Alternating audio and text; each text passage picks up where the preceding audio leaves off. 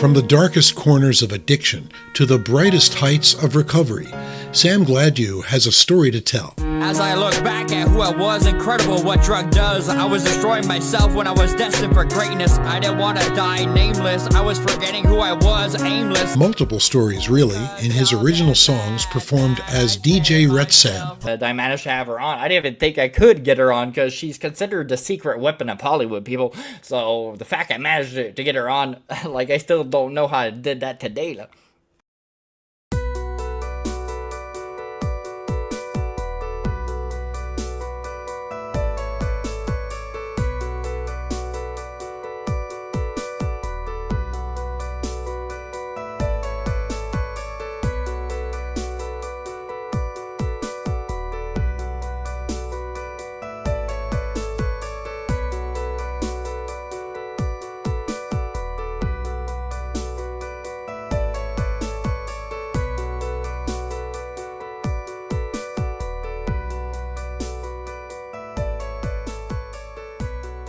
So, welcome back on our Rumbling Facts podcast where uncomfortable truth meets critical thinking for real fucking growth, people. This is your number one destination for challenging the norms, sparking meaningful conversation, and pushing you to think deeper, feel harder, and grow stronger. And this is your boy, DjRetsam. I'm a rapper, creator, truth seeker myself, and this past year alone, my music has hit over 220,000 streams on Spotify, and we're just getting started, people. So thank you for going to listen to my music or being right here, right now, checking this podcast. So go subscribe to the fucking channel and go check out my music if you haven't already, because every track I drop and every episode I release here is all about the raw, unfiltered perspectives that hit deep in people there. I've been through hell and back, honestly, and more than once, and I know what it means to fight through adversity and still choose to speak your fucking truth in life. This podcast isn't just about the fucking easy answers, it's about the hard ones, the ones people want to avoid, because that's where the growth really is there. Whether it's my music that got you here or the podcast itself with the incredible guests I managed to bring on, we're pushing boundaries, people, exploring the unknown and helping you level up in every way possible. So thank you for tuning in today. I appreciate y'all to the highest degree. Get ready for another deep dive and uncomfortable truths that will transform the way you think and live. So let's get into it.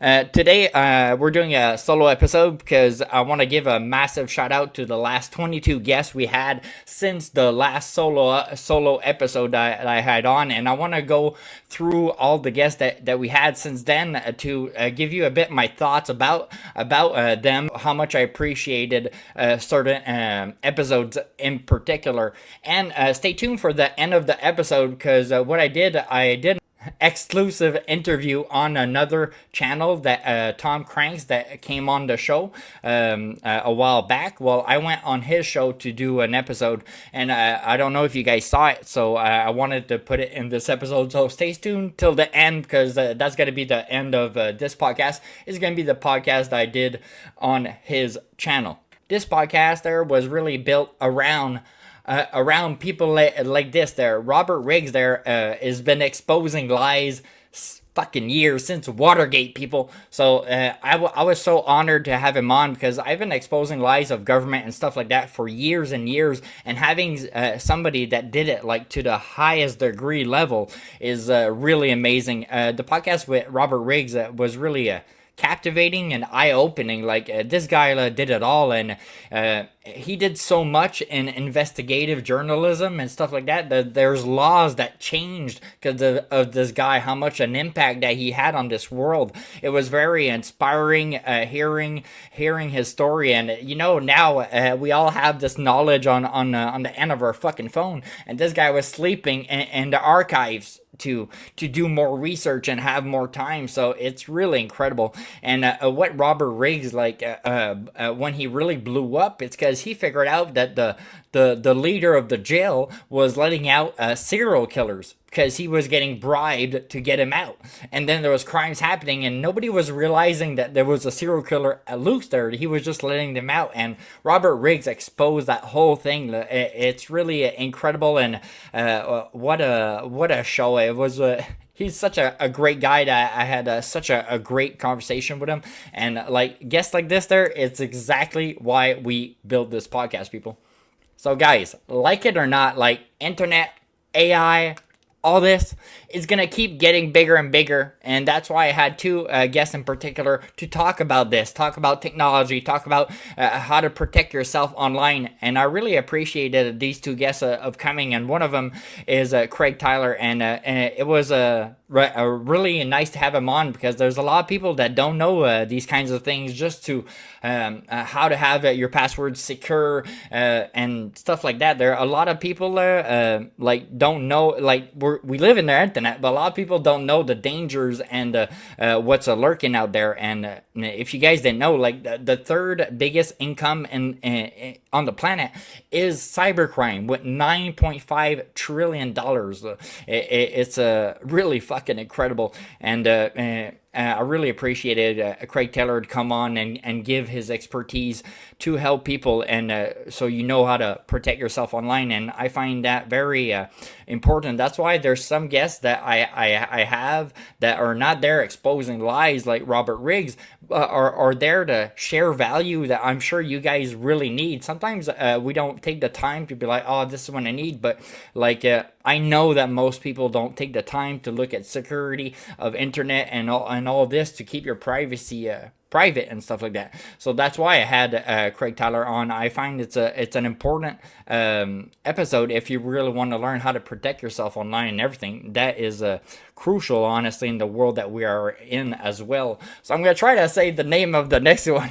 So we had Ores Komarnitsky on. And I'm telling you, I had to practice like 5-6 times to nail it initially before the first episode I did with him. What I really appreciated about Ores, it's because he's like me there. He's unfiltered. He's going to say what he thinks, and he doesn't live in bullshit. He helps men grow better and age better as men there. And he has group chats and his personal like private groups and stuff like that, and he's helping men across the globe there.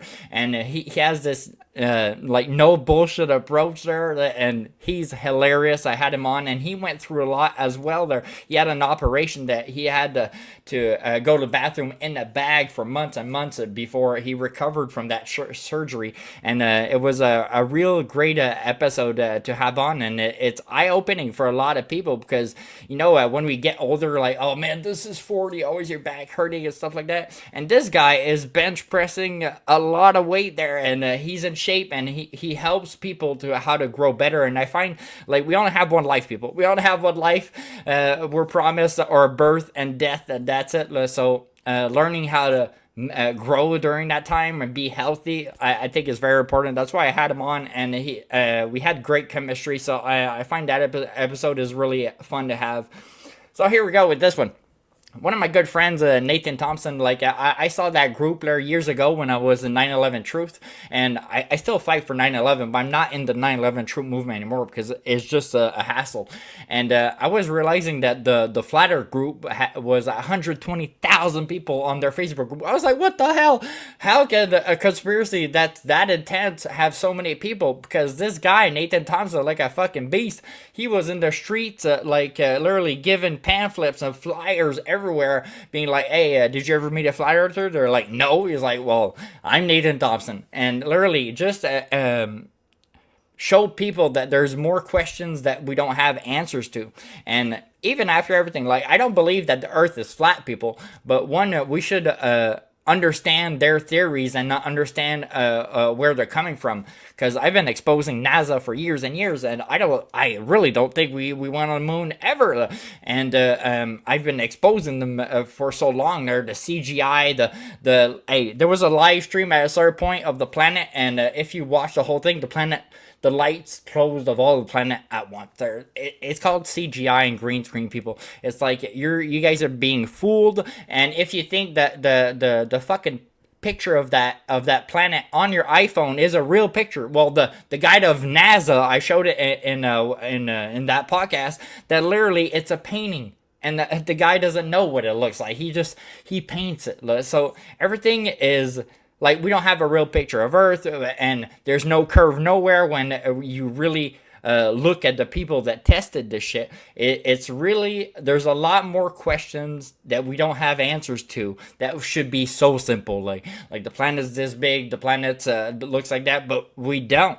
So that's what created really the flat earth movement. It's not because these people are crazy. It's really because a lot of missing answers are things that did not add up, that made people like, oh shit. Like, nobody that's a flat earther, people, wanted to become a flat earther. I'm telling you. Like, I was like anti that shit there, because we're so like closed-minded, because we've been indoctrinated since the beginning that it's a globe. You were in math class in elementary school, there was a globe in the class. Every movie you watch, there's a globe spinning in front of your face. Every news channel, globe again. So like, we've been indoctrinated and believing this is it and that's it. But actually, it's like, we're not even sure of what we're on. So I think it's very important to start doing your research, especially in NASA. It's like I had another group on that were about aliens and stuff, and they said, like, I agree that NASA stands for never a straight answer, because it's literally that. It's literally, they're always going to weave it, like.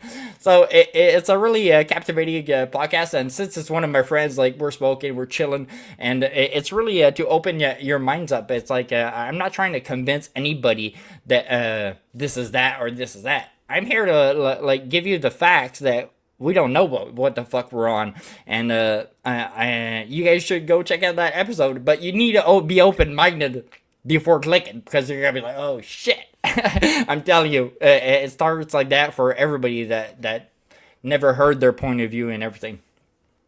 So I had Jamie Bebe on the show. Like, what a great person, and a great chemistry. We laughed the whole time. A sweet, great person that went, and she's a survivor of an abusive relationship, and she never thought she was going to leave there. And when COVID hit, actually, well, she was starting to tell herself, damn, I think I'm going to die here. Like, this guy is dangerous. So she started the steps little by little to like make sure that her dog was a security guard, a dog for somebody there, to make sure that when she leaves, she can bring the dog. And it was steps by step, because there's no running away of an abusive relationship, and that we always feel that there's no way out there. And I had a few guests that went through that kind of stuff, and there's no easy way out and everything, but hearing people that went through it and seeing the steps that they take, sometimes it can open up your mind to like, oh wow, am I really in a relationship that I really want, or is really safe for me? That's really safe for me. And she's also a casting director, and she hired a lot of people, and she's host of 2 true crime podcasts, The Last Trip and Strictly Stalking. So you guys should go check her out, give her love, and tell her that you come from here, and I'm sure she will very appreciate it. What I really like about this story, and I put it in the gold moment at the beginning, is she's like that she did a list of all the things that her ex told her that she couldn't do. Because, you know, when you're in an abusive relationship, that guy always degrades you and stuff like that.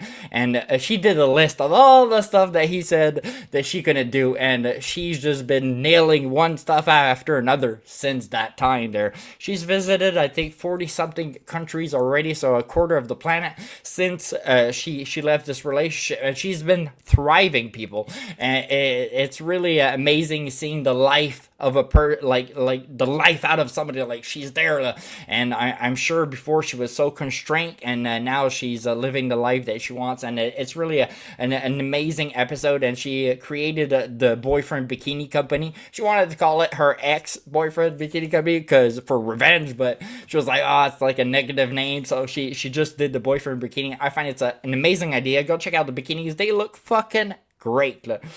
So I had Dr. Lynn Anderson on. She was so great. A lot of chemistry between each other, and we're so down the same age bracket. And I really appreciate having conversations with people that are really from another middle of life than me. And we always think that yoga is always only that physical thing, and karma is always a bitch. Well, literally, karma yoga, people, is literally pushing out good vibes around people to have good vibes back to you. So, and the satisfaction of being a good person towards other people. And I find that is so important, because we're not in a world anymore that you represent yourself and you gotta be a great person. You should be, but most people are not, because if you're not in their cell phone, they don't really care. So she talks a lot about that how much it's important, every interaction and stuff like that, and people feel that. So it's not only meditation, karma, and yoga. It's literally so many things combined, and I find it's very important to have different perspectives of views and different healthy habits that we can learn. And there's some give and take in every guest that we have on, and in any person that you talk to in life. Anybody can teach you something in life. That's why I don't mind having conversations with people that are completely in a different world or perspective view as me there. So then I had Gary Pacelli on the podcast, and it's one of the favorite podcasts of a lot of people that listen to the show. So if you didn't see this episode, or the two that we did back to back, well, honestly, go check it out. It's really incredible. This guy went from patrol to to the incarceration, being a law enforcement in there, to then going back on patrol and on motorcycles, then in the vehicles, then became a DEA, then became a detective, and then survived a murder from a criminal that tried to bring him on an auto route while he was hanging by the window, people. And he managed to survive, got operated, and they forced his retirement and everything. And his story is incredible. You think you've been through shit? Damn. It's really incredible, and what a great guy, decent guy, and a hero in this life there. We are free today because of people like Gary and people in the army and law enforcement that are implying those rules. They're not all good, but it's like these people, like you live on your Instagram all chill, bitch. It's because of people like that at the end of everything. And I really got along with Gary. We talked for like 3 hours 40 the first time. That's why we separated it in two. And then the episode after is Gary again, because it's the second part of it. And we talk when you think this guy lived it all, and now.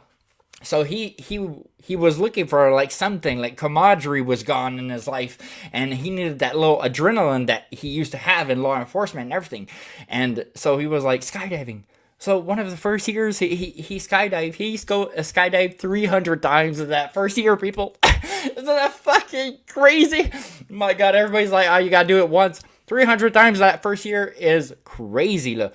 And his 380 something jump, well, he became paralyzed at 1,000 feet altitude, people, without no control of this parachute. And he was paralyzed for 5 months and a half. And literally, he needs to land there at 1,000 feet altitude. And I showed that video on the podcast, so it's really amazing. And we see his recovery too. I built this podcast to if I can bring to life the story of our guests. God damn, I will. And thank God we have those videos of his accident, of him recovering, trying to walk again and everything. And this podcast is, that podcast in particular is really incredible, because you see the funny moments of his thoughts and everything, to the darkest of the thoughts of somebody that's living in like a dead end moment, that you don't think that there's a light at the end of the tunnel. But like I said, that sometimes you're so deep down in that fucking tunnel that you just can't see the light. But I'm telling you, people, keep going forward, because pain there is always temporary. Maybe it lasts a day or sometimes a week. But at a certain point, if you keep pushing forward, the light will come, people. Grains of hope will start appearing, and that's why that podcast in particular is really amazing. I got along so well with Gary that we became friends after, and we stay in contact now. And I really appreciate him. And he sent me his book, Not My Time, like I'm not gonna die. And he autographed it, and that means the world to me because I'm a book collector. And not only I can call him my friend, but I have a piece of a book that for me is worth $1 million there. So next I had Ryan McGargan on the show, and he teaches us that the problem with most businesses, and this is so true, that everybody thinks it's like their baby. They always think their baby is the prettiest baby in the world. And he's like, no, man, it's a Frankenstein's baby. A lot of people like always think that their business is the best, or their business doesn't need polishing or nothing. And there's always stuff to learn in life and to make your business better and make your marketing better. And people like Ryan really help a lot of companies for that. And he's also an expert at exit planning. I didn't know what it was initially, but it's one where you want to sell your business but pass the baton to that other person so they really carry this business. I find that is very important to keep a legacy as well with your business. And Ryan was a great guy. He took the time to come on the show, and I really appreciate that, because you don't need to come on the show. We don't have 1 million subscribers, people, but I'm telling you, I appreciate every fucking person that does come, because I can't give them 1 million views, but for sure I'm gonna bring their story to life and give you guys this knowledge there. And then we had David Hayes on. David is a great guy. He specializes in criminal psychology, mass murderers, and serial killers, and cold cases. So if you wonder about those kinds of stuff, he breaks it down to the highest degree. We talk about why cold cases are hard to finish. He's a genuine great person, and like he said on the podcast, if you guys have somebody that's disappeared and something like that, and he's ready to help freely and just give his time to you to help you. So a very genuine, great guy that had a great conversation with him, and I really appreciate him coming as well on the show. Then we had a Parker Dean. Parker Dean is the official first stand-up comic that we do have on. He was hilarious, and he does this Caillou in adult version. My goodness, fucking hilarious. I showed some on the podcast, especially on the Spotify and Rumble one, since there's no copyright shit there. So I build the podcast a bit more bigger on those platforms because I don't get censored there. And so I can bring to life really his story or the videos I want to show. And he was hilarious, a great person as well. And he talks about incredible stories. There was one about a skunk in a show, and nobody was listening to him and everything. And he managed to retake control of this room there. And I don't want to say the punch there, but go check it out. It was really fucking hilarious. And he's a great guy, because after the podcast, he asked me for my address just to send me a letter of thank you of putting him on. And that shows how genuine this person is. And on TikTok, he does a roast of channels of TikTok and stuff like that. So go give this guy love and tell him that you come from here. And I'm sure he will appreciate it like any other guest that I'm talking about right now. Then we had the amazing and beautiful Sarah Kyle on. And you know me, I hate dating apps because it's all yes, no, left, right. That's not how you find a real person, because that's just physical. You're just that's the aim.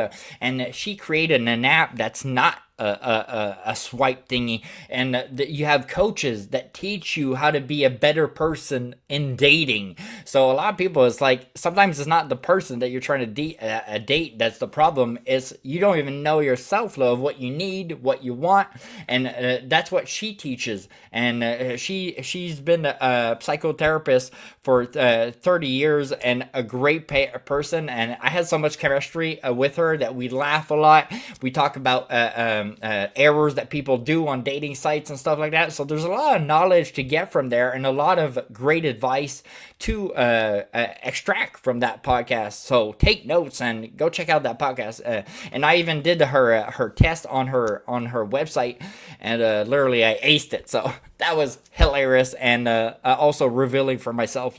Then we had the amazing Lisa Van On. Wow, what an incredible person that went through the lowest of lowest to the highest of highs. She is also a survivor of an abusive domestic relationship, and her story is really crazy when you think things don't happen for a reason. Well, she got kicked out a vehicle by her dick boyfriend, and literally the guy continued, and in back of her was the kickboxing studio.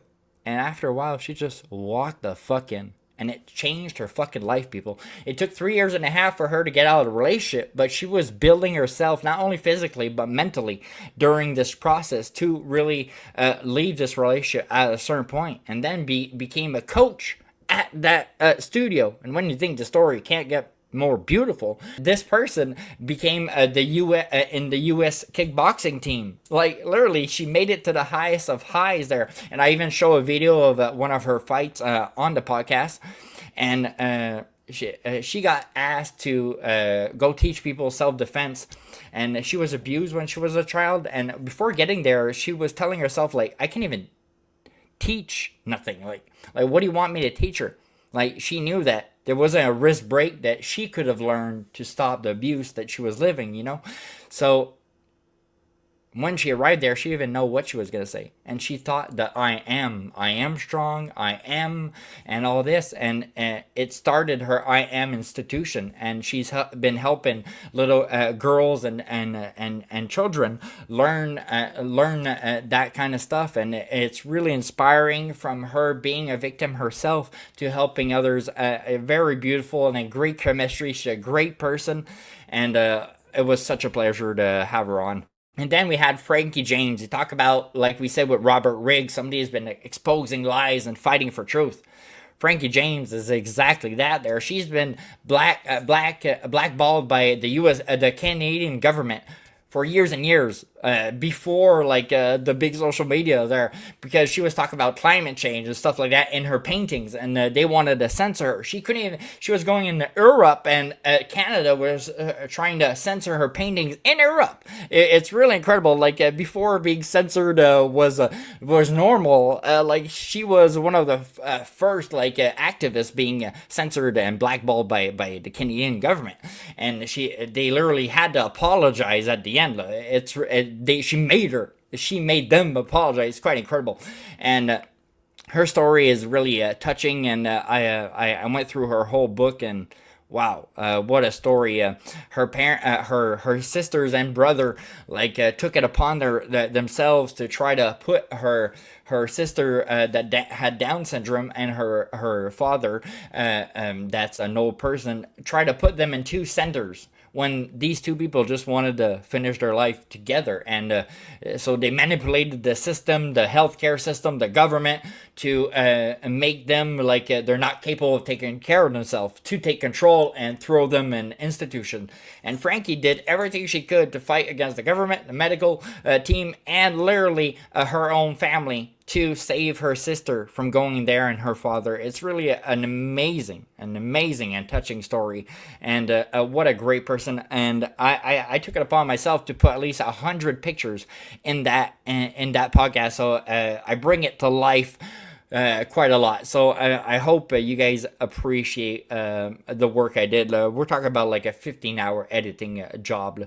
We had Lindsay Jovan Aker, and it was so amazing. A lot of people don't know the Hollywood, the problems these people face. We all think that these people are rich and they're quite chilling, but she works with these people in private, and literally she tells us about their genuine problems and stuff like that. And she was hilarious, and she met from all kinds of people in this industry, and there was so much to extract from her that we were quite limited, but hopefully I'll get her back on to learn even more.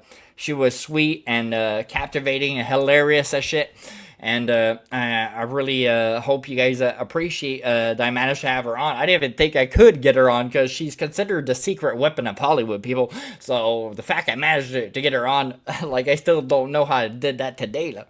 We had the beautiful Teresa DeWitt, very an incredible person, conservative Christian person, has a website and also a book, being joyfully married, and she talks about being a positive person in a relationship, and instead of being like, oh, what you should do this in the relationship to be better. No. You think about yourself. What can I do to make my relationship better? Not, oh, you should do this and that. No. It all starts with yourself. And she gives a lot of tips, and she's very charismatic and very funny. It was a great podcast, and we had great chemistry, so it was really fun to have her on. And she gives out great advice there with a lot of personal stories that makes us understand why she gives these advice, and I find that very important. So go give some love to her, or go check out the podcast if you didn't have time. And then we had Peter Moore. Peter Moore there is a cartoonist for Colorado Sun. He traveled the world, met Obama, pissed in a volcano. He went on a trip with Matt Damon in India, and I put over 100 cartoons in this podcast to really show his art at the same time. So I bring it to life the most I can with what I had. And a real genuine, great guy, funny. We had good chemistry. So it's really a funny podcast as well. And a lot to learn of somebody that's traveling that much and literally accomplish so much, because a lot of people are never going to manage to put their feet on the lawn of the White House, and not yet, literally going and talk to Obama. So this guy did it all. And then one of my favorite podcasts I did, the one with Gary, I really loved it, and the one with Vic Lagina, believe it or not, is really one of the funniest and best ones that I did so far. I listened to his whole audiobook, and it's 12 hours, people, and it was really captivating because he has so many details of every porn scene that he filmed 3,792 different porn scenes, people. So this guy lived it all. So he talks about the lows of building the lows and highs of building browsers and building your business for him to get the new scenes to do and everything. At a certain point, he said that he was doing 30 or 40 scenes a month there. This guy was rolling there. And so he talks about this industry from the interior, like we don't know the interior most of the time, and he's genuine, and he's been through it all, addiction and everything, and seeing a lot of people die as well in porn industry had a huge impact on him. That's why he was realizing that he had to slow down certain things, and he's a great, good-hearted person. That's why a lot of girls try to manipulate him, and he fell in toxic relationships one after another. His story is really incredible and worth a laugh, honestly, and I built that podcast in particular very well, so we see his story come to life there, and what a great guy. And we we're how do you say it? We're on the same page for a lot of stuff, so we got along very well. Then I had Dr. Nuccitelli on the show, and he created iPredator. He identifies psychopaths online, from the troll trade to the dark psychology. A lot of people don't understand what dark psychology is, and instead of being like Craig Tyler, that's more in security of and the tech side of cyber, well, he's more the psychologic and the brain side of this. So I was like, I'm gonna give the people a different perspective, and he's a genuine funny guy. And what I like about him is when he talks about something, he's there with like, there's three types of people. So, and he puts them bang, bang, bang, bang. So everything is like fact-based and one thing after another. So I really appreciated the way he gave the knowledge. So it's really a more swallowable for a person listening to the show. And then we had to have Gary Pacelli back on the show, because this guy lived it all, people, like I said earlier. So having him again, like, we didn't miss nothing like to talk about, because we still talk for 3 hours 50 minutes, people. It's literally all his stories that are hilarious, from what we wouldn't know, knowing cops and stuff. Like, he talks about an alien abduction, that when they would stop a guy, he would just put that beam on him, so that the guy was just like, in his face, and so he would walk like, zombie like, because there's a light on him and he can't see in front of him, and normally they're fucked up, so they're literally, he was laughing in the car while his partner was dealing with him, but he just saw somebody that was getting pulled by the light like an alien abduction, people. Oh my god. And he tells us about these crazy stories, like he had to go to a certain place for the fourth time only because they didn't know what channel to watch and shit, so he just got rid of the batteries. Oh man. So what an incredible guy, and for him to take the time again to give us almost 4 hours of his time telling us all the knowledge and stuff that he went through and stuff he lived.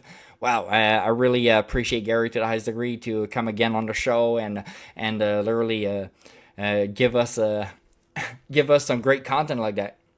I had Catherine Ullman on the show, really a great person, and in advance sometimes I would think that I'm probably not gonna have chemistry with a person of such a different age group or something, but right away, me and her got along very well. A great person, and she's a very open-minded person, and she talks about tantric sex and tantric meditation and tantra, and because the only things that we heard about it is the American Pie, and I even put it in the podcast of that part of American Pie when he's like that, and there's nothing happening. So she really breaks down the misconceptions from that movie to reality, and how we can integrate tantric in our life without needing full of experience there.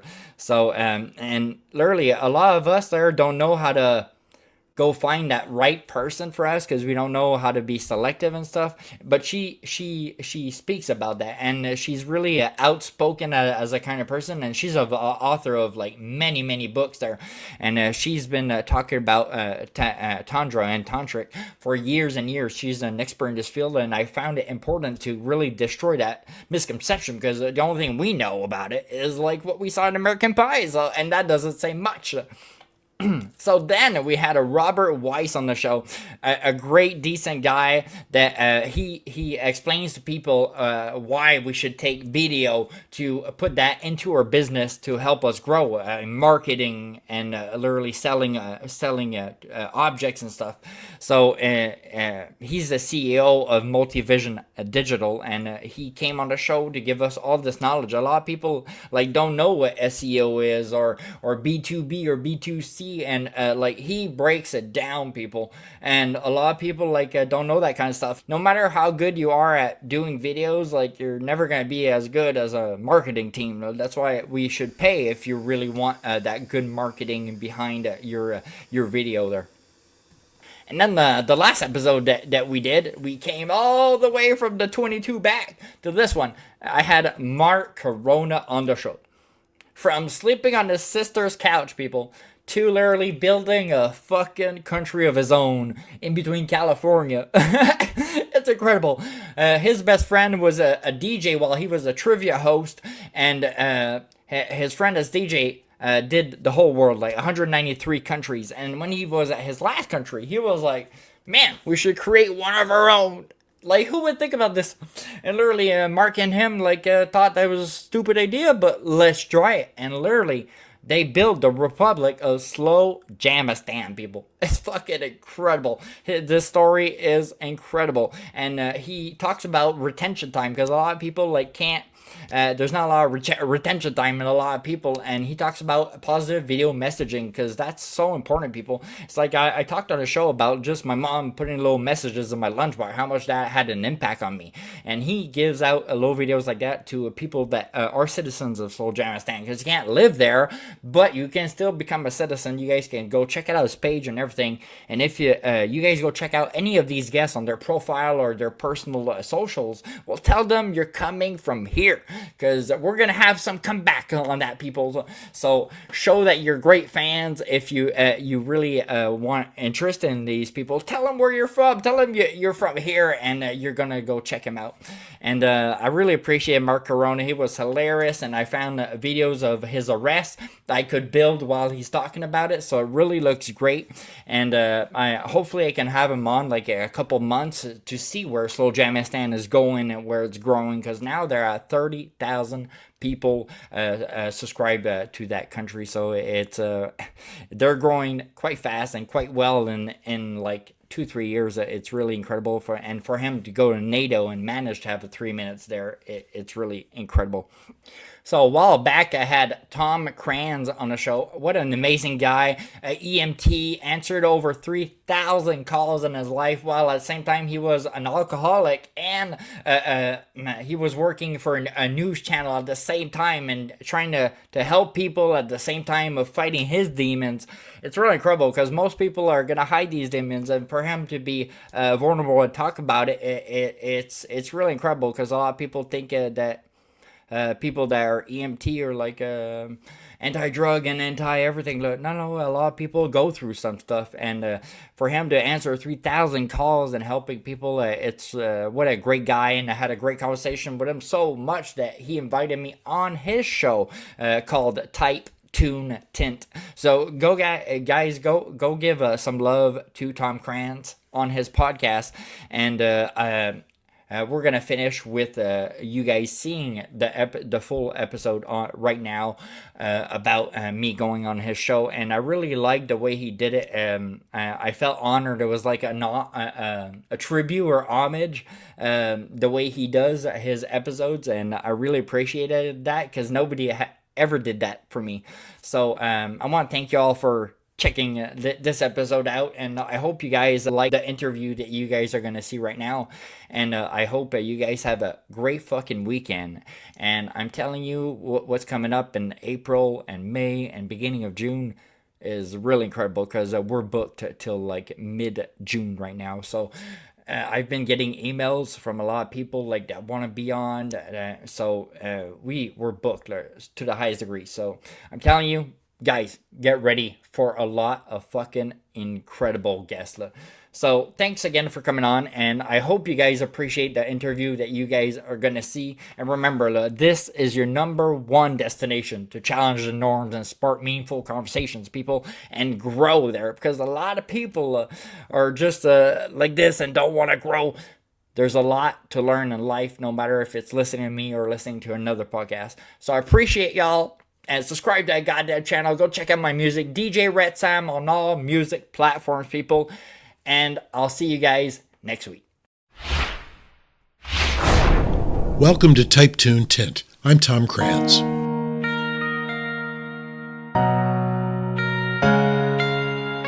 From the darkest corners of addiction to the brightest heights of recovery, Sam Gladue has a story to tell. As I look back at who I was, incredible what drug does. I was destroying myself when I was destined for greatness. I didn't want to die nameless. I was forgetting who I was, aimless. Multiple stories, really, in his original songs performed as DjRetsam, a rap sensation attracting thousands of streaming followers. His songs reach out to addicts, but also echo regrets about opportunities lost, love lost, and time lost to cocaine addiction.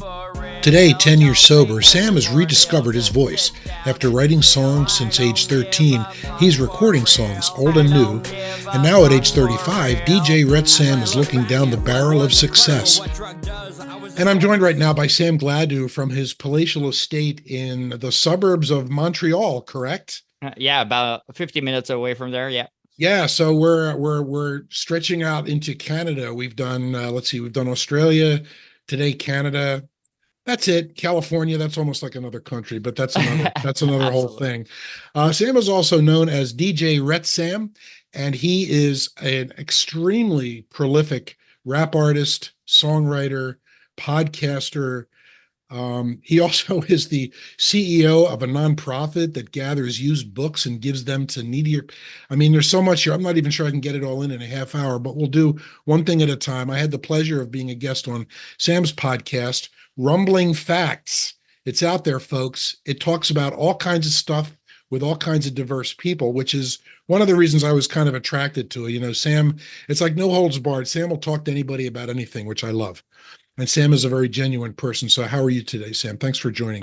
I'm doing great, and having you on the podcast initially was a very eye-opening, seeing that other side of EMT and learning that people have struggles, and you were juggling those two jobs. That was quite amazing. So I'm just fortunate to have met you.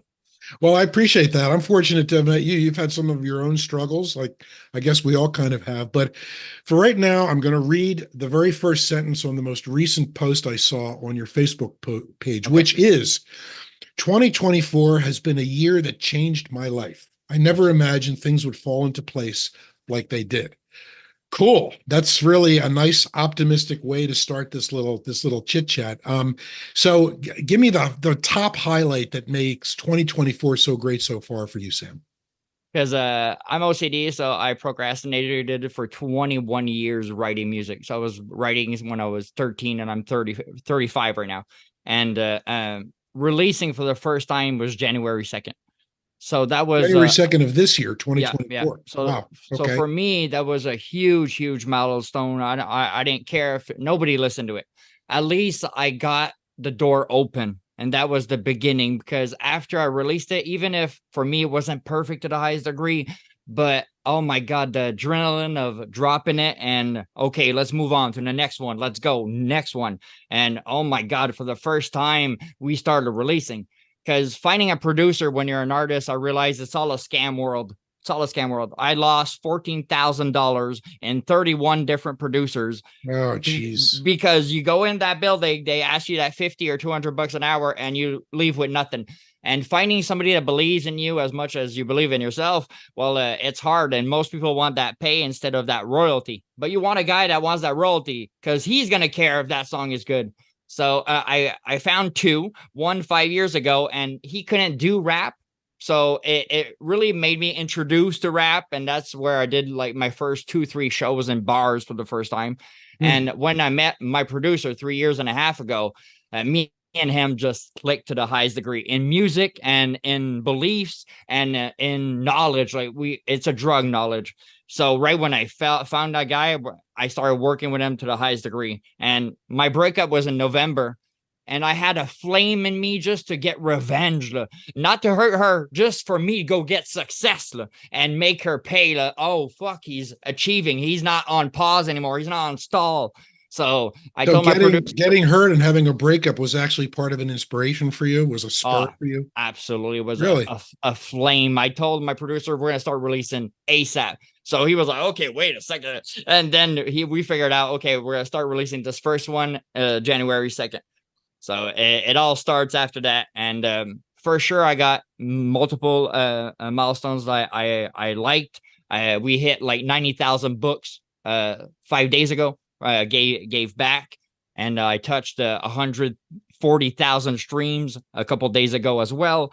So these two achievements are huge for me because I never thought people would gravitate to my music, honestly. Yeah. Okay. So speaking of your music, I've looked at quite a few of your music videos here, and it's probably not your type.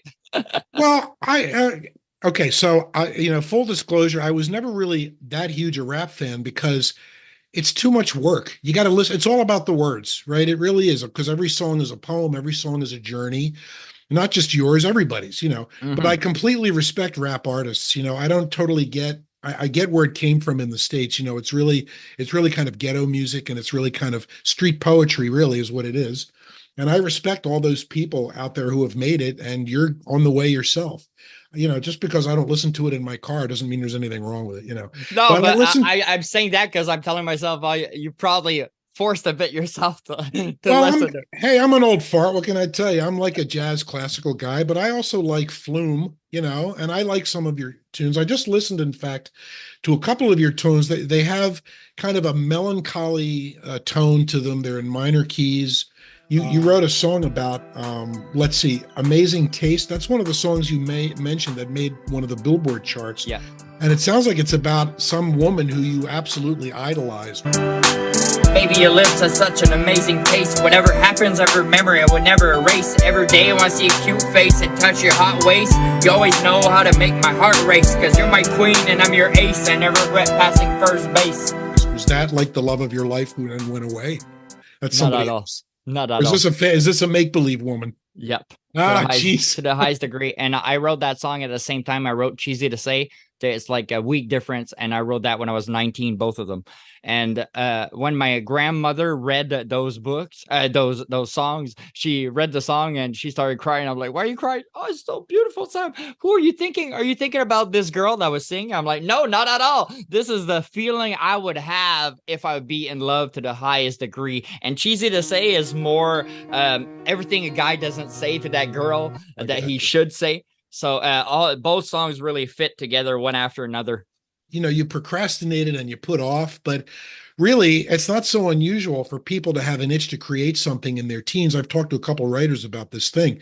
You know, they felt the itch, they wanted to write, but it took either a teacher or some event or some trauma or something good in their life until they finally said, hey, I am writer. I don't need somebody's permission to do this. I can just do it. So I don't think that's all that unusual. So let's go back just a little bit here. All the music that I'm listening to, that's all created by you on your computer, all the instrumentation, all the singing. All my producer. He has a recording studio at his place. So that's where we saving money to the highest degree.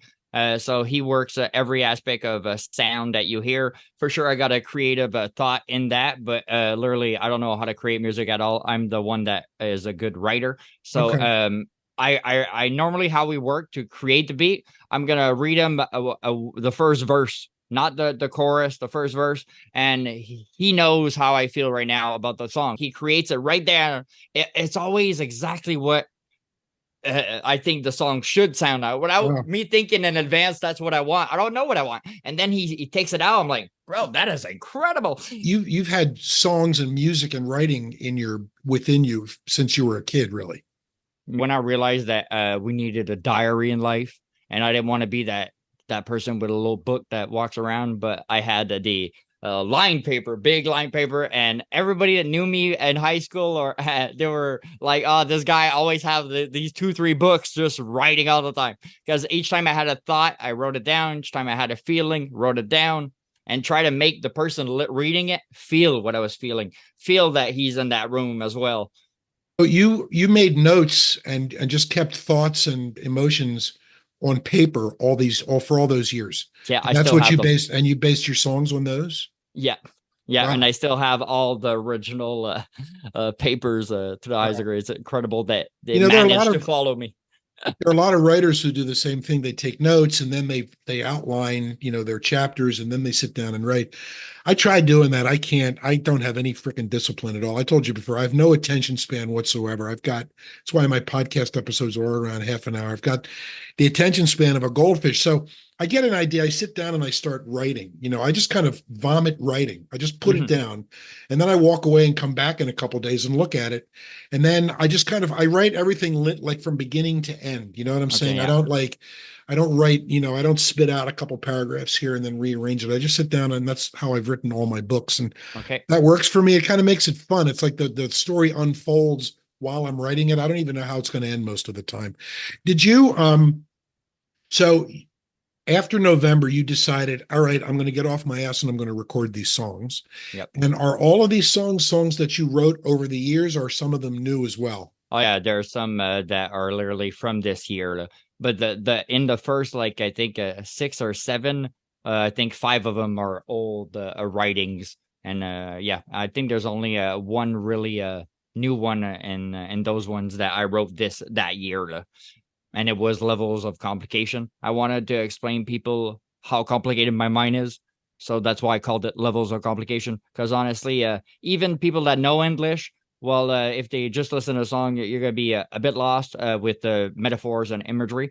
But I did like a little clip. So the visuals, you understand there where I'm going with all that. But that's the only one in the first ones that was a new writing. What is your biggest obstacle in your creative process? Before, it's still the same thing, but now I know how to work with it. When you have a blockage, you said that you take a break, come back later, have a fresher mind, and keep moving. Me, I realize if I do that, man, I can be stuck for months. So what I realized is I gotta stop focusing to write one song. I gotta any thought that I have in rhymes or in imagery that makes me feel I need to put in a song, I'll write it down.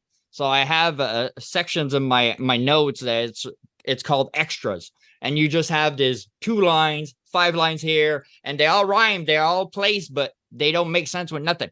And so I'm writing at least from 8 to 16 songs at once.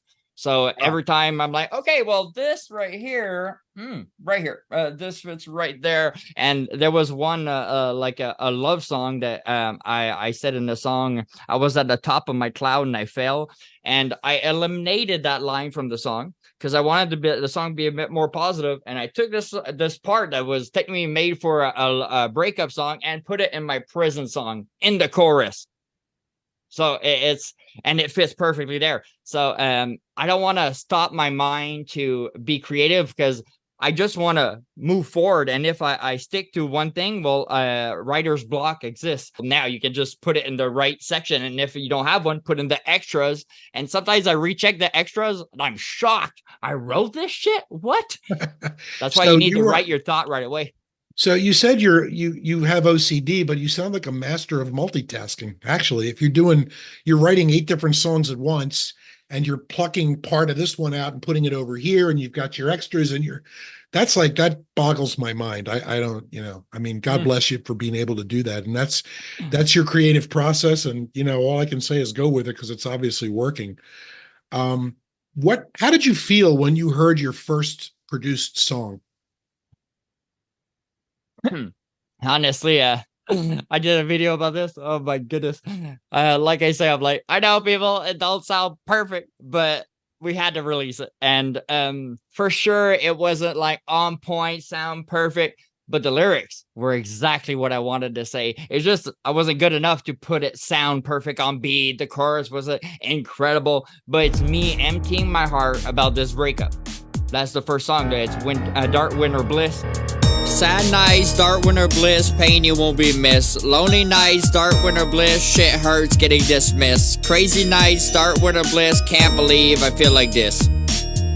She lit a flame in me to literally start releasing. So I wanted, before releasing a song that we already had prepared, we really released that one, the one I just wrote, because that's the first part of the whole story. And in my last song that's not out yet, I say, and I'll see you guys at Christmas, because after that it's going to be a whole year when we do that come back around.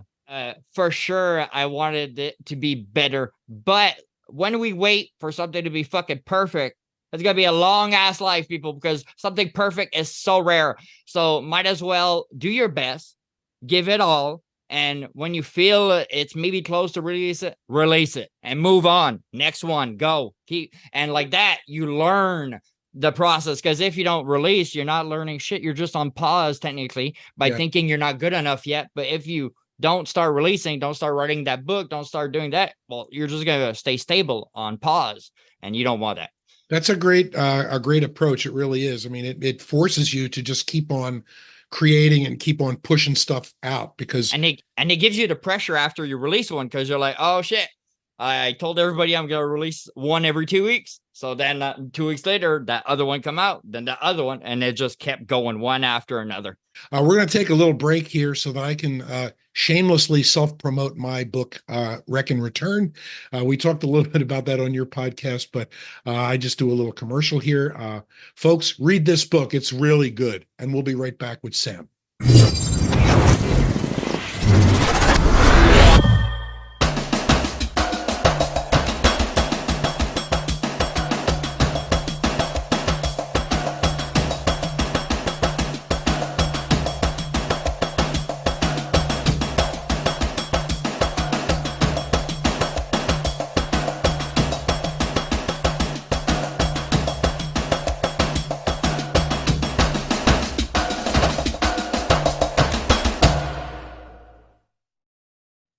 All right, we mentioned briefly your nonprofit, and it's called Making Others Read, correct? Yeah, Yeah, and in French, tell me what that is. What's and that? in French, it's called Sam Feli, Sam making others read, because it's and not as the name, but because in French, when you say somebody makes somebody else read, you say Sam Feli. So, but like that, it even has my name in it. So I was like, that's fucking epic. And it's my friend's wife that figured that out.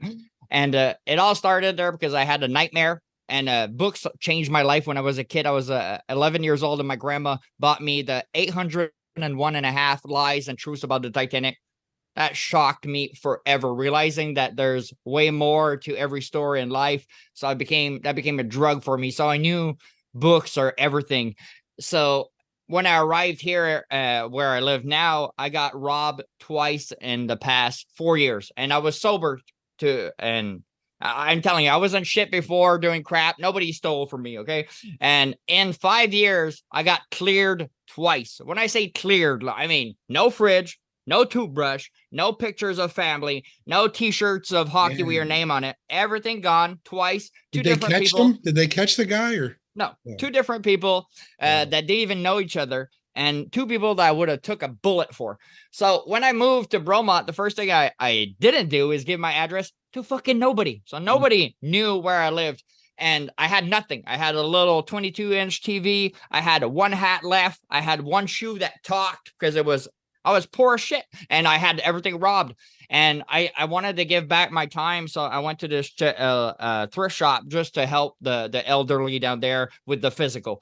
And at a certain point, after 5 days, I was realizing that we're throwing out 200 to 600 books a week. And I was like, what the hell? And in my life, I realized that if an author makes 50,000 copies of a book, there's 50,000. So I started throwing them out, and that number gets shortened.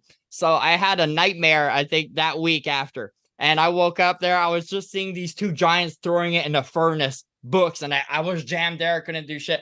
The next day, I called the thrift shop. I'm like, okay, we ain't throwing no more books out. Like, well, Sam, what the hell we're going to do with the box? I don't know. But what you're going to do is put my name on the boxes. I'm going to come every week, pick them up, and I'm going to figure out something. I didn't know what yet. I just wanted to make sure we're not throwing out knowledge. It just doesn't make sense to me.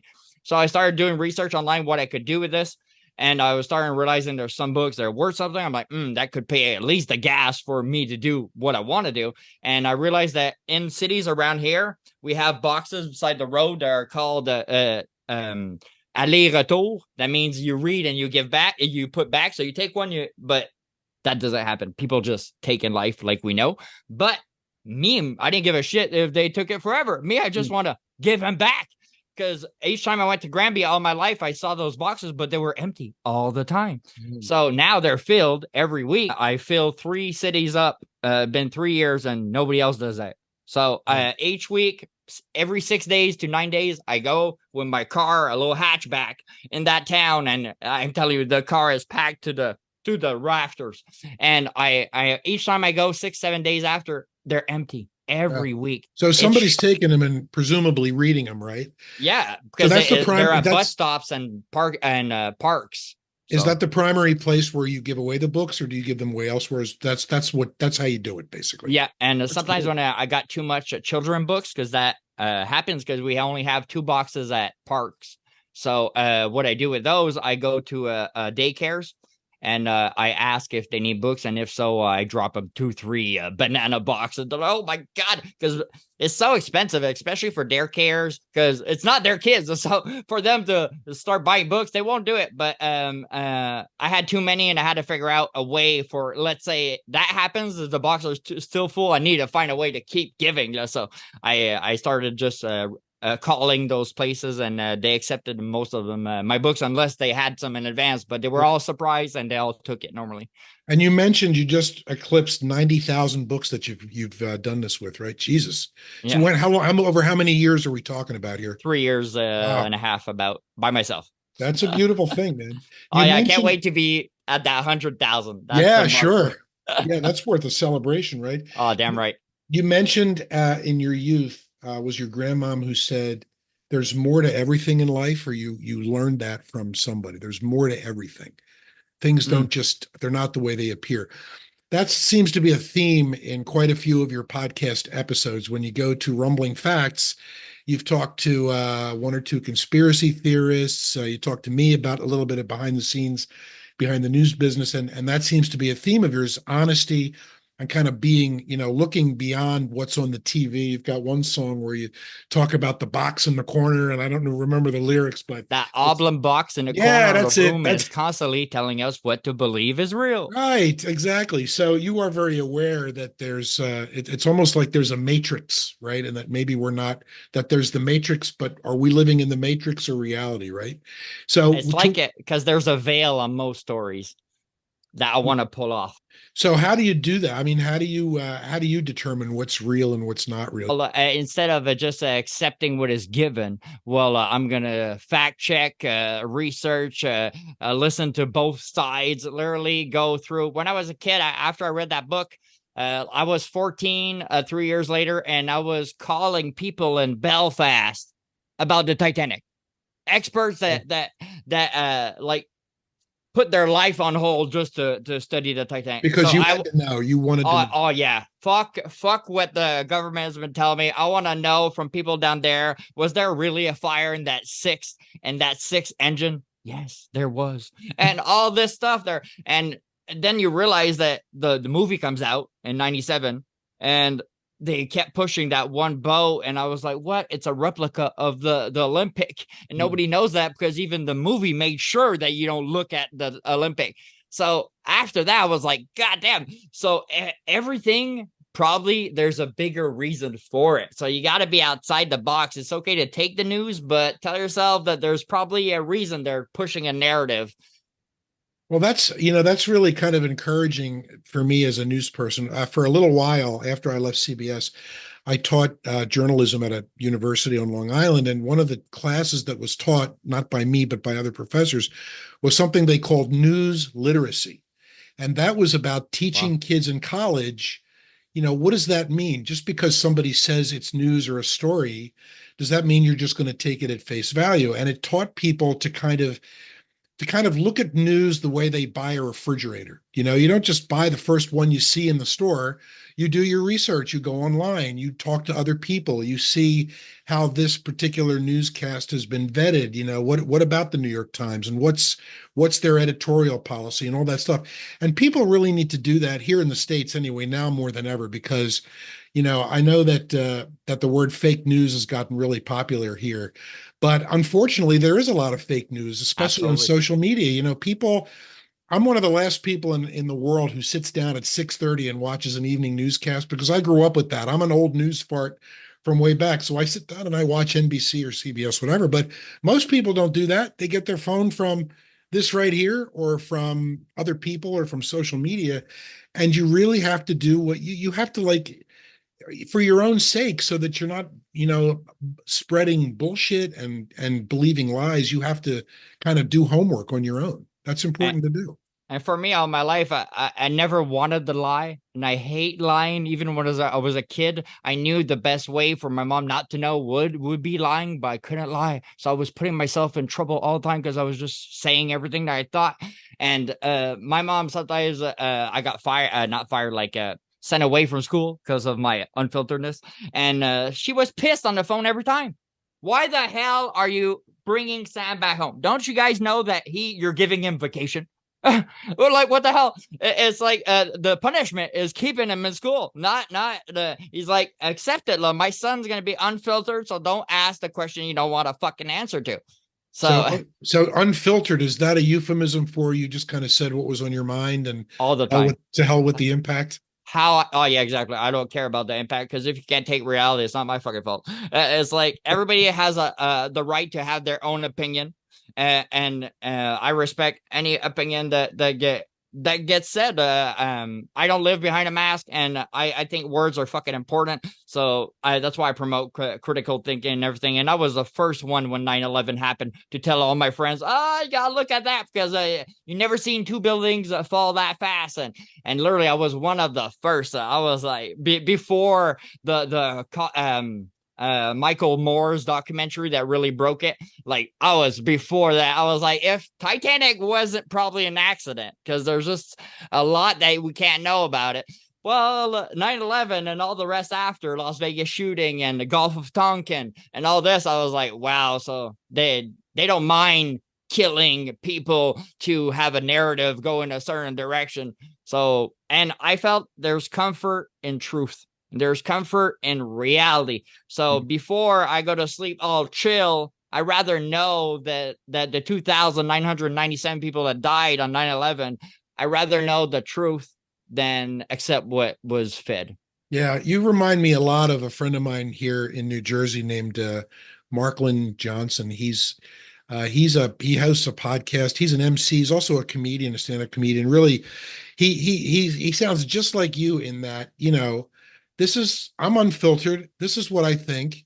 And if you want me to live a lie, that's not going to happen. This is the way I am. Plus, he's black. So he's very sensitive to the microaggressions and the kind of bullshit that just goes with being a black man in America. This has gotten him in trouble. He's lost friends. I think he's probably lost a job or two, although he never actually said that to me. But, people get friendly with him because he's got a great personality. He's very charming. But, when they hear something they don't like, it's like adios. So I'm guessing this has cost you, in addition to being tossed out of school once or twice in your youth, it's cost you more maybe, huh? Yeah, I lost two big jobs I loved and 3 jobs total. Okay, so speaking of working, do you have a day job?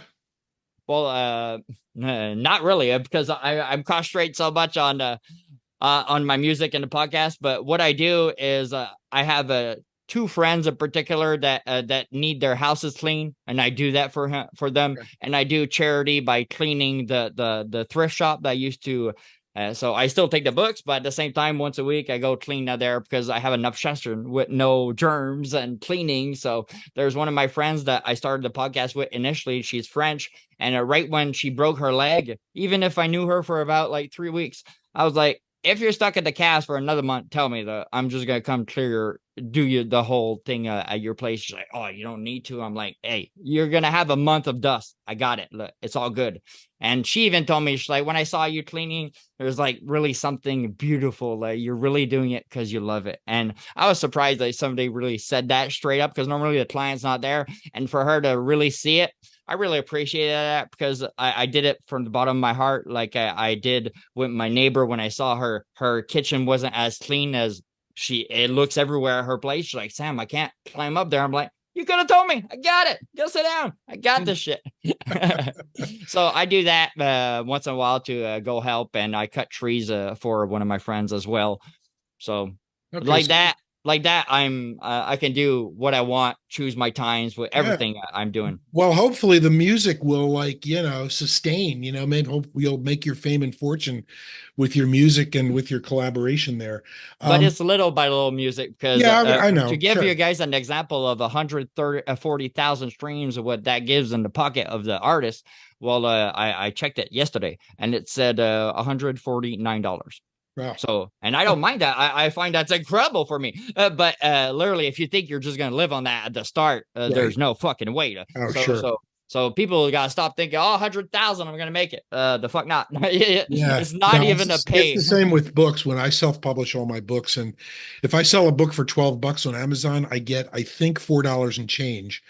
And a lot of the books I sell as ebooks. And the theory there is you sell them for 99 cents because that's what most people sell them for, but you want to sell more ebooks so they move up on Amazon's rating list, like where it is in the standings. Okay, yeah. When a 99-cent ebook, I make 30 cents. So I'm not doing it for the money. I'm doing it because I love the writing and I love the process. I do have this, this dream that one day some Netflix producer is going to call me up and say, I loved your science fiction book. Let's make a movie, but that's not going to happen. One of the other things that attracted me to your story was the fact that you are a recovering person, as well as am I, as am several other people I've interviewed here. I've covered, Danny was a recovering heroin addict. Mary Beth was a recovering crystal meth addict. She became a judge. A judge, yeah. And I was, I drank a lot. I've been sober for a long time now. And you were a cocaine addict, and you've been good for, I think, 10 years, you told me? 10 years, yeah. Did that addiction and or recovery inform your creativity at all? I think it pressed a pause on my life for like 7 years, I think. That's what I think. Yeah. So you weren't doing any writing or any creating at that time? You were just doing... Well, not the 2 years I was on it, that's for sure. I restarted writing after I became sober. But literally, I was in debt everywhere. Everywhere. We're talking about like 36,000 for sure in total everywhere. And I had no car because they took my car away, so no more permit. And I needed lawyers to re-see my children. Didn't see my family in 2 years. So, and my teeth were fucking fucked up, like destroyed from A to Z. And now I fixed that. But it's literally all the fixing of that era of that 2 years. Yeah. It took 7 years to literally fix all that. So 5 years total for sure to get out of it and re-put my life on point because my teeth were fucked up. I didn't even want to show myself nowhere. And I'm telling you, I was crying some nights to sleep. No fucking joke. Telling myself, like, I don't look that bad. I'm quite intelligent. And I have teeth so fucked up that I'm embarrassed at the highest degree. And anybody I looked at my age, didn't have teeth bad like that. And it's not because I didn't brush. I brushed fucking a lot. It's literally this drug destroys your teeth. Yeah. So I always felt like I couldn't have this reset button that I felt I deserved for my teeth, especially. Oh my goodness. And then I realized that there is a reset button. And I was shocked when I figured it out because I was taking one tooth out at a time, but we're talking about $180 each shot. So at a certain point, I figured out since the healthcare system in Canada is free, but dentists are not. Well, if you go do your research about what you're feeling, your infection in your mouth, well, literally, you swallow this taste constantly because you have infections in your mouth. So I literally amplified just a bit how much I was swallowing because it's written online, death if you swallow too much. So I really just pushed that script that way. In 2 seconds, the dentist was like, okay, good, wait. We're going to call in Sherbrooke and you're going to go to the hospital. We're going to get that clear. And I was like, what? And I had 18 left, but all in the front. So I didn't show that much. And I'm telling you, that day, I have it on my second camera. I filmed my teeth like this and big to really see them the last time there because I knew this was the end. And when I arrived there, like, oh, you're going to fall asleep in this much time. Never saw it. I wake up and I tell my mom right away, they didn't do it. What the fuck are they waiting? Sam, calm down. It's already done. And I put my hand, I had no more pain, no more nerves because they take out the nerves. I was crying like it was Christmas. How happy I was that I knew that this reset button just happened. So I locked myself up at my dad's place for like 2 months with my dog and only my dog. And 2 months later, you can go get it fixed after. And then the process of one thing after another. So that was, the fear of losing your teeth, basically. That's what pushed you to finally stop? No, not at all. It's literally one of my friends didn't give me a choice. And literally, he came to my place with a trailer because everybody that tried to stop me right when he got out the door blocked him. Everybody. I didn't give a fuck. I was just saying he's trying to change me. Like, let me live my life, but I'm killing myself and they see it, but it wasn't good enough. That's why in my cocaine song, I say like angels and friends told me I would end up to no good, but Sam, the devil on my shoulder, told me I could. So when my friend passed, he arrived with a trailer. He was like, oh, with boxes and everything. I'm like, what are you doing? He's like, bro, you're coming to my place. I'm going to feed you. I'm like, what the fuck? You crazy. He packed my shit, throwing it in that thing the whole time, taped everything by himself because I wasn't moving. I didn't give a fuck. And halfway through my shit, for the first time, I'm like, man, maybe 3 meals a day could sound good. So I went to his place and I helped him move the rest of the stuff, move there and waking up at the right time like a human, doing your bed, like the normal stuff, eating at the right times. It really helped me seeing that maybe we could start being sober. And I wasn't sober yet because now, since I didn't need fridge, I didn't need stove because I'm living at somebody. So I was selling that for the rest. So 3 weeks later, I see this girl on Facebook that had the balls to show herself smoking a bong. And I was like, man, that's before it was legal. So I was like, man, this girl has balls and I like that. So I texted her, went to see her, fell in love to the highest degree. A month in, she was realizing everything I was hiding, the drugs. And she was like, okay, it's me or the drug, one or two. Like, there's no, I ain't going to see you die. And she knew. So right then and there, I was like, man, my friend took me out. And this is the girl that's going to fucking save my life, I think. And I loved her to death. I thought I was going to die with this girl. And I gave her a credit card, debit card, and the numbers that I could call to get this drug and erased them from my phone. And she even called these places, made sure I didn't call back. And it took 33 days of pure fucking hell. No 12-step program, no intervention, literally Just pure 33 withdrawal. days Just of stopping. nightmares. Oh yeah, nightmares of me looking through the cupboards every fucking night like a psychopath, looking through the fridge, looking to rob myself, because I'm not gonna take her credit card. But if I find my cards, I'm gonna clear I don't give a fuck. So thank God for those two people, because I was just going to say, so you had a stop. really good friend who cared about you, Damn and then right. a young woman who cared enough about you. And so, are you still friends with those guys? Still friends with that guy, and the girl after the breakup. We quite separated on each side, but she knows I appreciate her to the highest degree for what she did for me. And that guy is such a great person. When I started recording, I never said the story before. When I started recording at the studio, I was realizing his house is like 2 roads beside, and it's literally a tic-tac-toe, so it's really close. So at a certain point, I was talking to my friend about it, and I'm like, I feel like I'm a piece of shit if I don't go see him and tell him the impact he had, because I think he knows, but not at the degree that I feel that he was the change. And when I told him that, when I went to see him after the recording studio, I told him, like, now I'm recording my music. I'm recording how I feel. And it's all starts because you decided that no, sorry, I'm emotional. That no was not good enough. And you were like, fuck that. This kid deserves a shot. And man, I'm here today and I'm fucking got a flame in me, and I just want to fucking help others in this hard ass life. And it's all because of you. All because you didn't take that no. So sometimes you gotta accept help sometimes. It's just hard. That's true, but as every addict knows, it's a lonely road. You basically walk down that road by yourself. There's help, there's 12 steps, there's meetings, there's friends, there's people who love you. But at the end of the day, you're the one going through the cabinets for 33 days. You're the one sweating out, a bottle of vodka or whatnot. But look at you now. You're a beautiful young man. You got a great smile. You're looking good. You're sounding good. And you're like, you're doing good stuff here. This is great. It's really kind of a privilege to know somebody who's gone through all that, crawled through shit, and came out clean on the other side.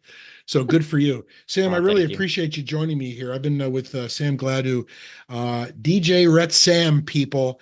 He's all over YouTube. He's all over Facebook.